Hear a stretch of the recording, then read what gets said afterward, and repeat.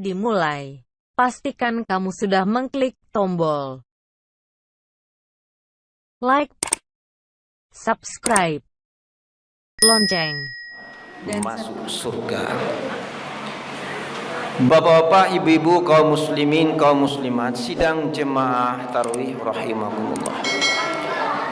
Kita selaku manusia, ciptaan Allah, apalagi orang-orang yang mengaku bertauhid, beriman kepada Allah, beragama Islam.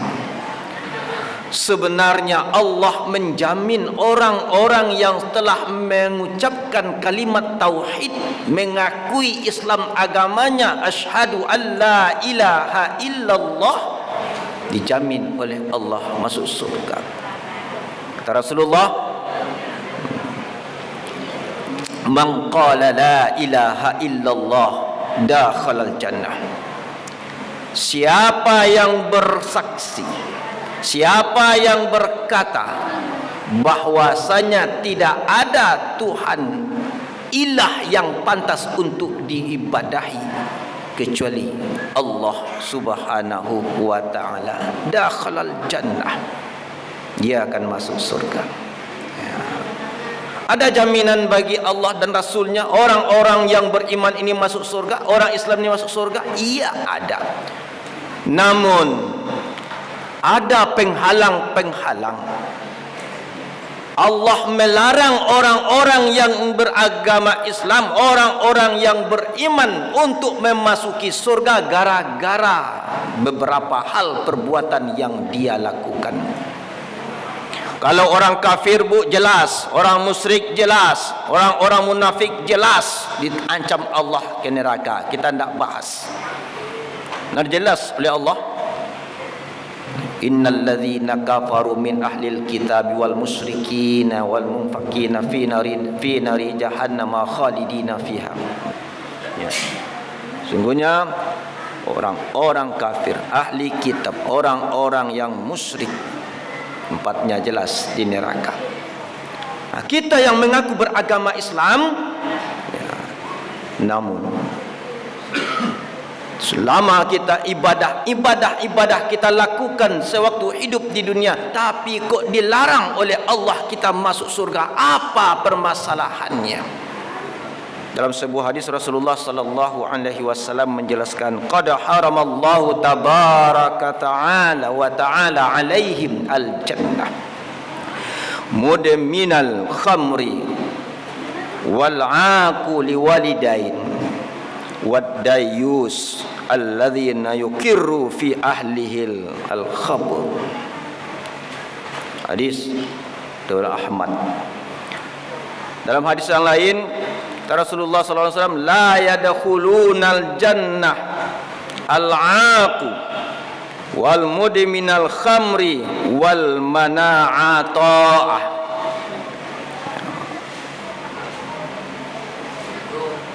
Sungguh Allah mengharamkan surga bagi orang-orang yang melakukan satu, orang-orang yang minum khamar. Kedua, orang-orang yang durhaka kepada orang tuanya. Yang ketiga, ad-dayus, laki-laki yang dayus, yang membiarkan keluarganya, anak istrinya berbuat maksiat. Yang keempat, orang-orang yang mengungkit-ungkit kebaikannya. Yang kelima, as-saykhuz zani, orang yang tua melakukan perbuatan zina, ya, orang tua yang berzina. Yang kelima, al-imamul kadzab, pemimpin yang pembohong. Yang keenam, wal ailu madhu, orang miskin yang sombong. Bahkan dalam hadis yang lain, la yadkhulunal jannah khata. La yadkhulunal jannah khata. Tidak masuk surga orang-orang yang memutus hubungan silaturahim. Ini bagi yang mencatat, anak-anak kami, itu jelas.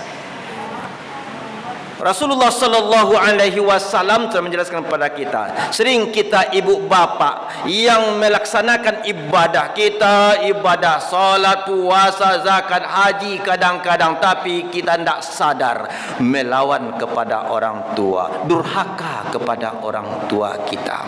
Kita tidak sadar. Allah Subhanahu wa taala perintahkan kepada kita untuk berbuat baik kepada kedua orang tua kita. Kasih sayang kepada mereka.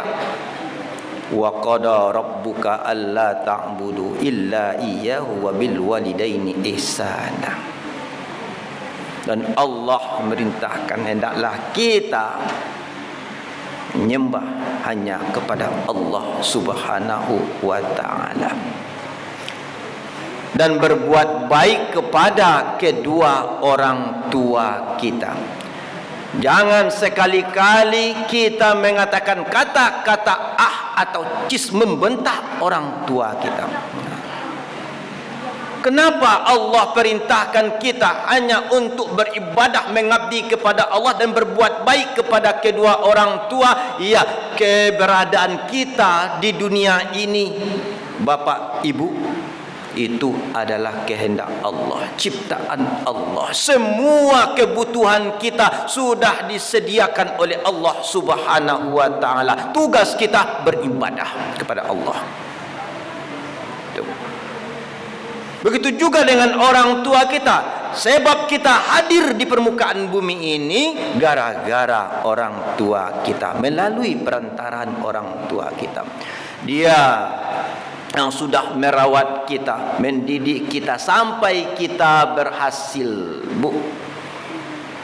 Malah kadang-kadang setelah kita berhasil, setelah kita dewasa, menjadi orang-orang yang sibuk dengan kehidupan dunia, orang tua kita seharusnya kita senangi, kita rawat dengan baik-baik, biarkan dia ibadah pendekatan diri kepada Allah Subhanahu wa taala. Kadang-kadang kita sibukkan dia untuk mengurus anak kita, cucu dia. Mak karajoa mak di kampung mak. Ya. Dia tak bisa pulang doma kini ko minantua mak lah hamil puluh ha. Ialah muntah-muntahnya mak datanglah mak kuah kakak. Kasih ko. Tolong mak.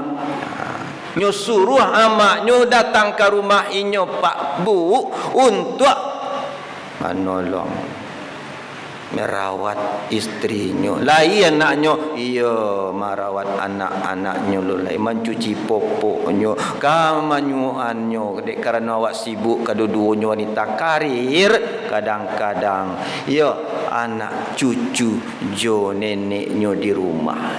Aturan gaib kok kaba ibadah indak bisa lay ibadah dengan baik. Alasan apa? Cucu, merawat cucu. Tak lambek sakit, kadang-kadang berang lo ka orang gai. Jangan jadikan orang tua awak pembantu di rumah awak, Bu. Cukuplah awak nanyo gadangnya, lanyo rawatnya sampai berhasil menjadi manusia sukses di dunia, mendapatkan pekerjaan yang baik. Seharusnya kita balas budi, menyenangkan hati orang tua kita. Jangan disibukkan lagi dia dengan pekerjaan-pekerjaan dunia. Suruh dia ibadah, fasilitasi orang tua kita dengan baik. Baru dan disuruh bakar cucu. Iko kadang-kadang talambe orang tua merawat anaknya berang lo tu tinggi nada dari orang tua. Nyo perintah-perintah orang tua nyo Pak Bu. Tu yang pertama, hati-hati. Lai solat juga, kadang-kadang haji juga. Alai ad-dayus. Ya. Suami yang takut kepada istri dan anak-anaknya, sehingga dia membiarkan keluarganya berbuat maksiat. Pak Joni, itu ibu tadi bocah lihat tu apai kasinan bagoncangannya. Sia kawan kantuannya makan di sini tu lagak lain apa dia. Sila orang kantuannya pada dia sajalah. Dan banyak tetap yang tahu sebenarnya saya lah. Ya. Takui menasihati. Takui malarang bako baitu kok dilarang beko bini awak jangan payang jenyo jobosnya macam beko nya merepet awaknya tinggalan awak nya carayan tak jadi nya bakarajo pecak lo karajonya beko alah apa dia sajo di pedia. Isteri berpakaian yang tak sanonoh keluar rumah padia selah lah takai tu lo zamannya kini inyo padia dek lakinyo nyo goncang dek orang inyo padia berpakaian tak senonoh badoso inyo tanggung jawab suami kita pun ikut berdosa. Makanya kata Allah Subhanahu wa taala, ya ayyuhalladzina amanu qu anfusakum wa ahlikum nara. Itu tugas laki-laki yang tak dayus seperti itu. Hei orang-orang yang beriman, itu tugas suami.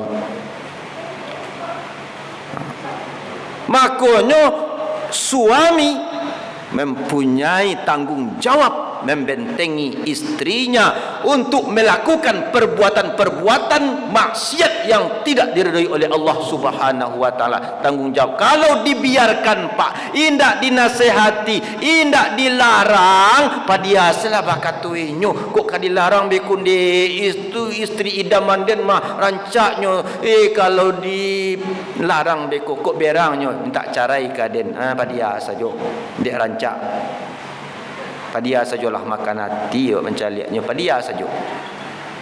Jadi laki-laki dayus tidak akan masuk surga.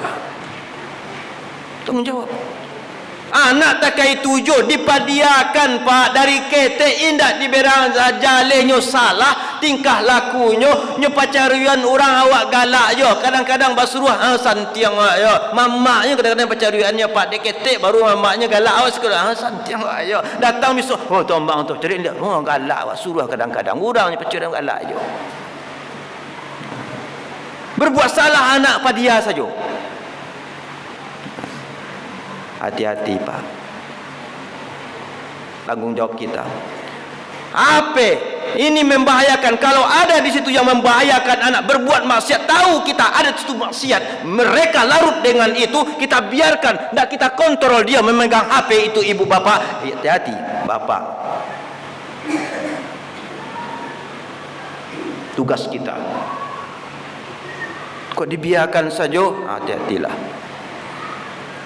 Tapi kalau lai dinasihati, lai dilarang, lai dicegah, dia awak tugas awak selaku suami tanggung jawab memberi nasihat, membentengi. Kalau inyo nak namuah terserah Allah Maha pemberi hidayah. Berdoa kepada Allah, mudah-mudahan Allah memberikan hidayah. Tugas kita. Tapi kalau dibiarkan dilaporkan orang, biarkan sajalah.